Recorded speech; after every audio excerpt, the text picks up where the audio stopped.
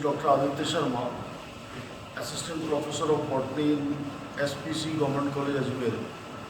Today we are going to discuss a topic of molecular biology, that is transcription unit.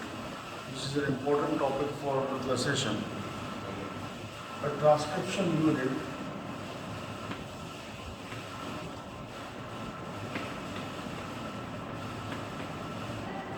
this word is mostly used in प्रोकैरियोटा, जहाँ पर एक double standard DNA है और वो DNA पूरी कार्यप्रणाली को, प्रोटीन सिंथेसिस को, आरएनए उत्पादों का बनना, इन सब पर नियंत्रण करता है, अभिव्यक्ति का नियंत्रण करता है। ट्रांसक्रिप्शन जब होता है तो इसका तात्पर्य है कि डीएनए से आरएनए अणुओं का निर्माण होना। बनने वाले आरएनए अणु mRNA, rRNA, tRNA, hRNA, hnRNA विभिन्न प्रकारों के हो सकते हैं। हम एक सामान्य क्रियाविधि की बात करते हैं कि एक द्विसूत्री या डबल स्ट्रैंडेड डीएनए किस प्रकार से ये निर्माण करता है और उसके नियंत्रणकारी बिंदु कौन कौन से हैं। एक द्विरज्जु की डीएनए में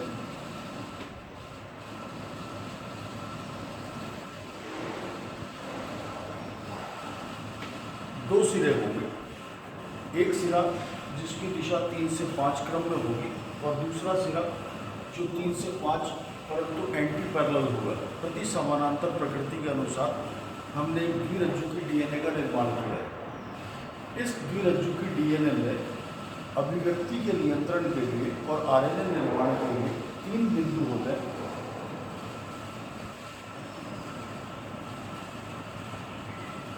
इन 3 बिंदुओं को क्रमशः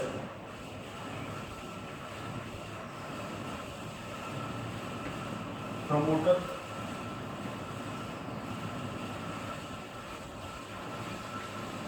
टर्मिनेटर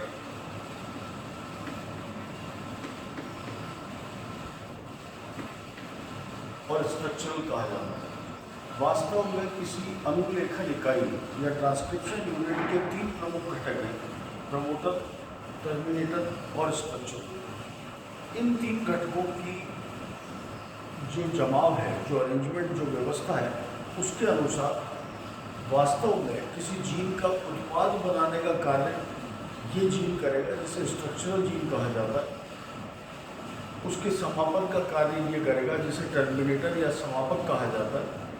और आरएनए का जो निर्माण है वो इस डीएनए से होगा। यहाँ पर ये जानना महत्वपूर्ण होगा कि जब किसी डीएनए द्विसूत्र से आरएनए का निर्माण होता है तो आरएनए के निर्माण के समय वो रज्जु जो 3 से 5 दिशा की ओर जा रही है, वह रज्जु वास्तव में आरएनए का निर्माण करेगी और इस रज्जु को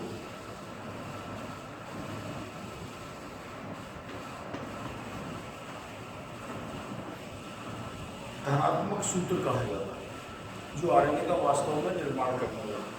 क्योंकि ये एक सिंपल सा फैक्ट है कि डीएनए के दोनों रज्जु एक साथ आरएनए का निर्माण नहीं करते। इस पर हम आगे चर्चा करेंगे। तो जो धनात्मक सूत्र है, केवल वही आरएनए का निर्माण करेगा। इसी धनात्मक सूत्र को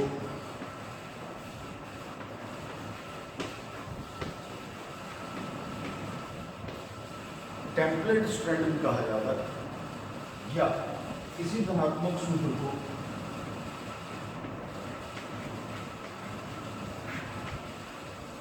नॉन कोडिंग स्ट्रैंड कहा जाता है, या इसी धनात्मक सूत्र को एंटी सेंस स्ट्रैंड भी कहा जाता है। इस बात को हम आगे समझेंगे कि इसे विभिन्न नाम क्यों दिए गए।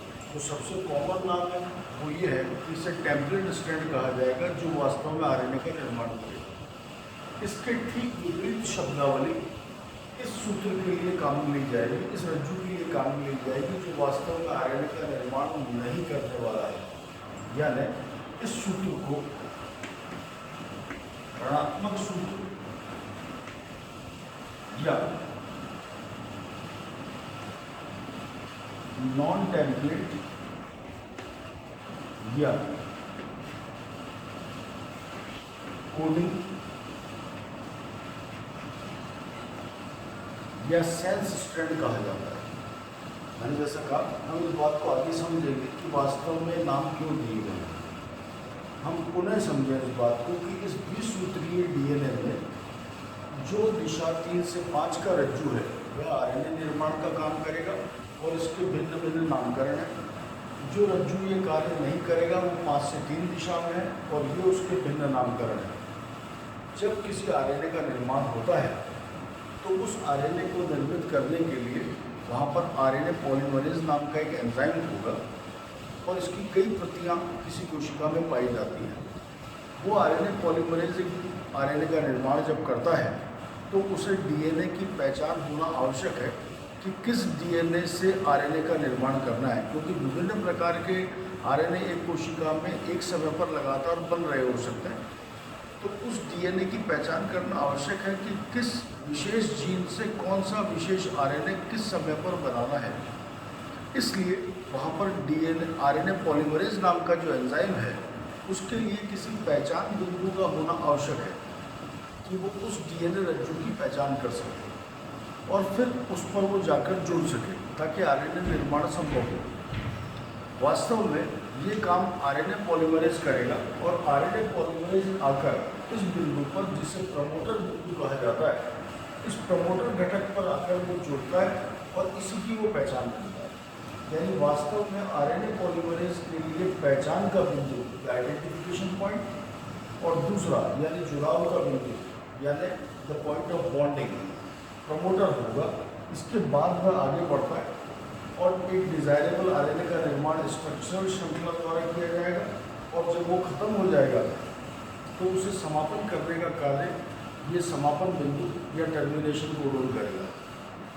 ये एक सामान्य संरचना है किसी टेम्पलेट स्ट्रैंड की, जो हम प्रोकैरियोटा में सामान्यतः उपयोग करते हैं अनुलेखन इकाई के नाम से। इनकी व्यवस्था किसी डीएनए में अलग अलग भी हो सकती है। यानी हम ये भी पढ़ते हैं कि जब वायरस की बात की जाएगी जिसका साइज जीनोम का छोटा है, परंतु वो वायरस मान लीजिए उसके पास जीन तो है 100 लेकिन वो उत्पाद 150 बना पा रहा है, तो इसका मतलब है कि वास्तव में वो सेंस स्ट्रैंड को भी इस्तेमाल करता है, इसका भी उपयोग करता है। टेम्पलेट स्ट्रैंड मान लीजिए उसके पास 100 जीन ही है, तो कई बार ये व्यवस्था उल्टी भी होती है। कुछ विषाणु या वायरस ज़रूरत पड़ने पर आवश्यकता अनुसार या वातावरणीय ज़रूरतों के हिसाब से टर्मिनेटर को प्रमोटर के रूप में और प्रमोटर को टर्मिनेटर के रूप में भी इस्तेमाल कर पाएगा। यानी समान डीएनए श्रृंखला में कभी वो इस टेम्पलेट को टेम्पलेट की तरह और कभी इसी टेम्पलेट को नॉन टेम्पलेट की तरह भी उपयोग कर सकता है। इसकी उपयोगिता वहाँ है जहाँ जीनोम का साइज छोटा है परंतु उत्पादों की आवश्यकता अत्यधिक है। हम इसकी डिटेल्स पर आगे और बात करेंगे।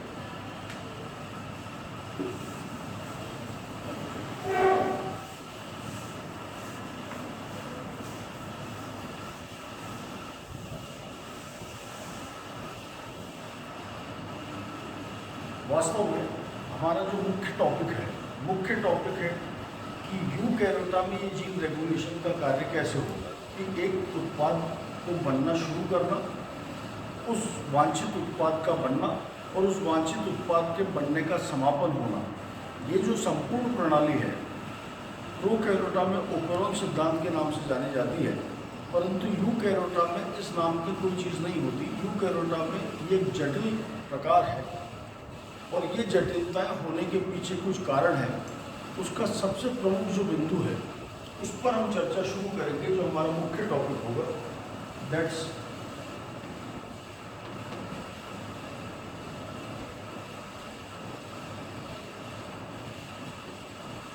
Split gene tendency. शुरुआती खोजों में ये पता चला कि एक डीएनए एक आरएनए का निर्माण करता है और उसमें से कुछ आरएनए जैसे एमआरएनए प्रोटीनों का निर्माण भी करते हैं, परंतु बाद में ये पाया गया जैसे जैसे केंद्रक की खोज हुई, गुणसूत्रों की खोज हुई, आरएनए की संरचना मालूम पड़ी और ये मालूम हुआ कि वास्तव में आरएनए का निर्माण यानी ट्रांसक्रिप्शन केंद्रक के भीतर होने वाला कार्य है और प्रोटीन संश्लेषण कोशिका द्रव्य में होने वाला कार्य है। तो धीरे धीरे खोजों के बाद ये ज्ञात हुआ कि वास्तव में जो डीएनए की लंबाई है वह और बनने वाले आरएनए की जो लंबाई है यूकैरियोटा में वो बिल्कुल भिन्न है। तो इस टेंडेंसी को हम एक सिंपल डायग्राम से समझें।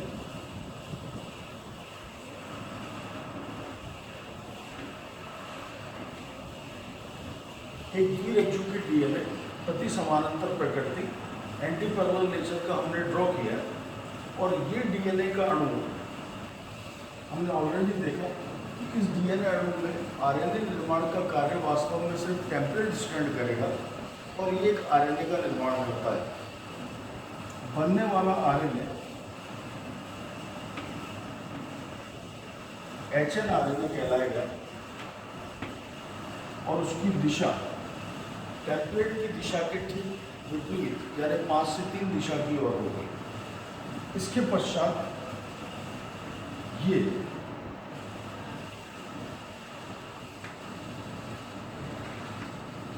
एक अन्य अणु में बदलता है। इसके पश्चात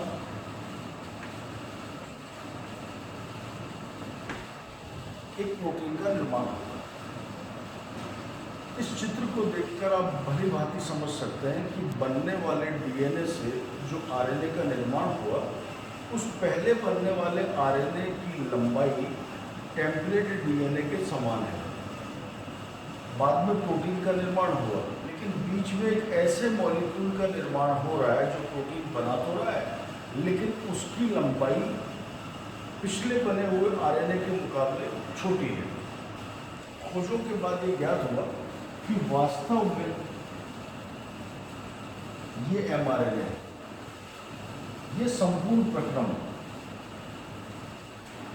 ये पूरी प्रक्रिया केंद्रक में घटित होती है, और ये जो कार्य है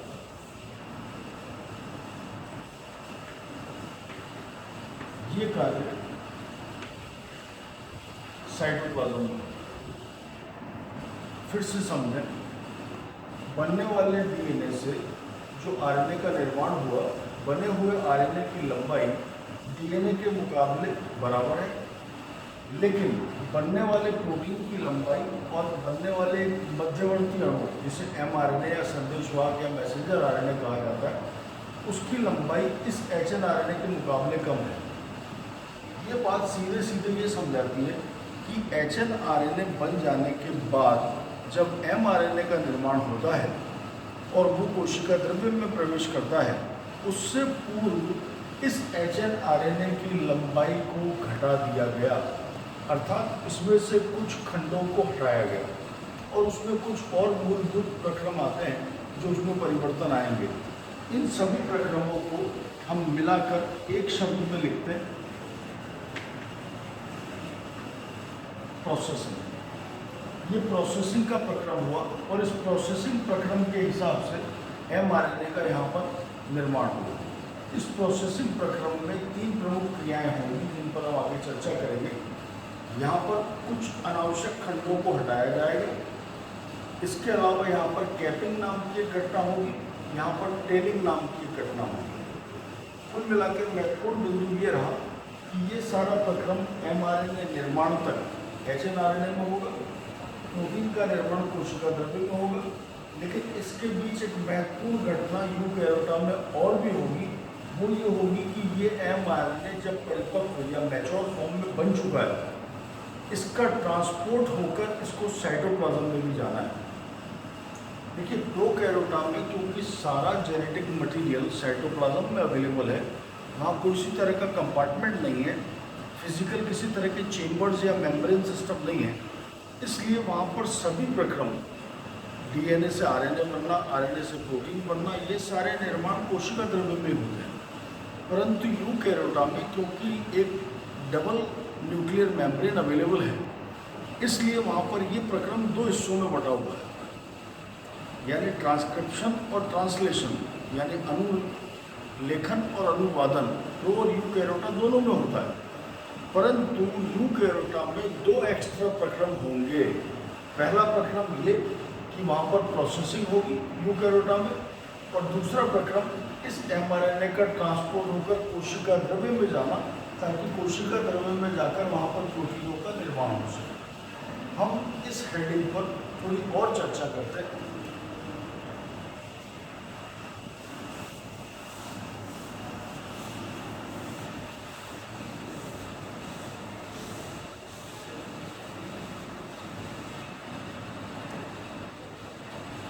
इस पूरे प्रक्रम में हम फिर से देखें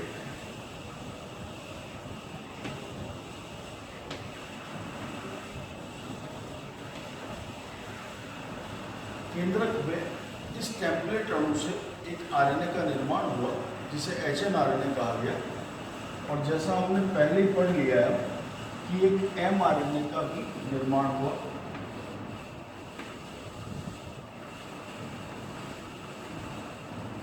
और जैसा अब हमें ज्ञात है कि बनने वाले mRNA की लंबाई HNRNA के मुकाबले कम है। वैज्ञानिक खोजों के बाद, जिस पर हम चर्चा करेंगे, ये मालूम हुआ कि कुछ खंडों को हटाकर इसकी लंबाई कम की गई है। मान लीजिए मैं यहाँ पर कुछ खंड मार्क कर दूँ,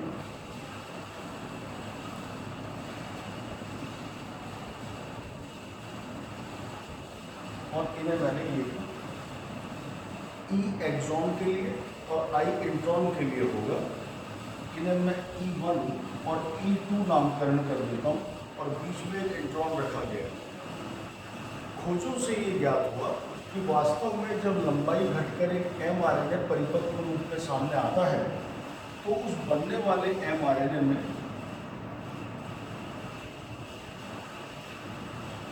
दो ही घटक होंगे, एक एक्सॉन 1 और एक एक्सॉन 2। अर्थात प्रोसेसिंग के दौरान इंट्रॉन को हटा दिया गया था। और इस बात को प्रूव किया जा सकता है कि मान लीजिए यहाँ पर अगर मेरे पास एक क्षार क्रम है G, तो अंडरस्टूड है कि ऑपोजिट स्ट्रैंड का क्षार क्रम C होगा। इस टेम्पलेट से जब आरएनए का निर्माण हुआ तो अंडरस्टूड है वो G मुझे यहाँ प्रकट होगा।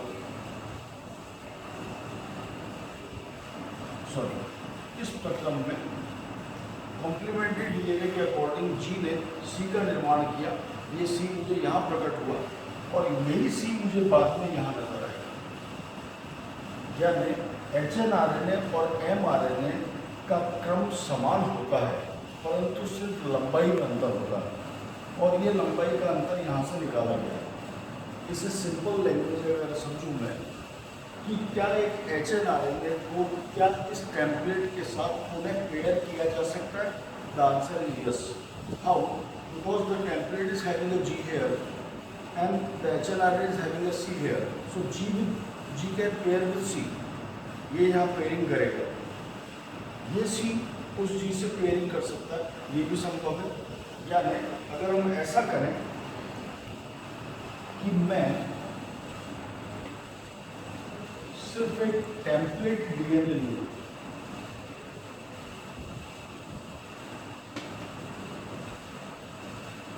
और इस टेम्पलेट डीएनए को यदि इस mRNA से पेयर करवाऊं,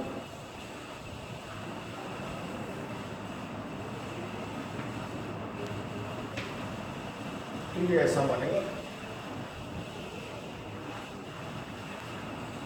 लेकिन आप समझें कि अगर mRNA की लंबाई छोटी है और डीएनए की लंबाई टेम्पलेट की बड़ी है, तो ये पेयरिंग इस समान होना संभव नहीं है। वैज्ञानिकों ने जब टेम्पलेट डीएनए को mRNA के साथ पेयर करवाया, तो उन्होंने ये पाया कि वास्तव में ये पेयरिंग इस तरह की नहीं होती है। एक खंड विशेष के लिए कोई पेयरिंग पार्टनर उपलब्ध नहीं है। क्यों नहीं है? क्योंकि देखिए G के सामने C था, G के सामने C पेयर हो रहा था, G के सामने C पेयर हो रहा था, तो यहाँ भी G के सामने C पेयर हो रहा है, लेकिन एक खंड विशेष का पार्टनर सामने नहीं है। इसका मतलब ये हुआ कि ये लंबाई घटने के दौरान उस खंड को वहाँ से हटा दिया गया था।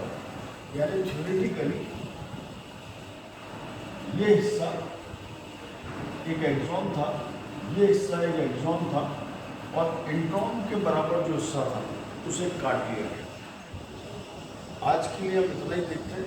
अगले लेक्चर में इसी चीज़ को हम और डिटेल से पढ़ेंगे।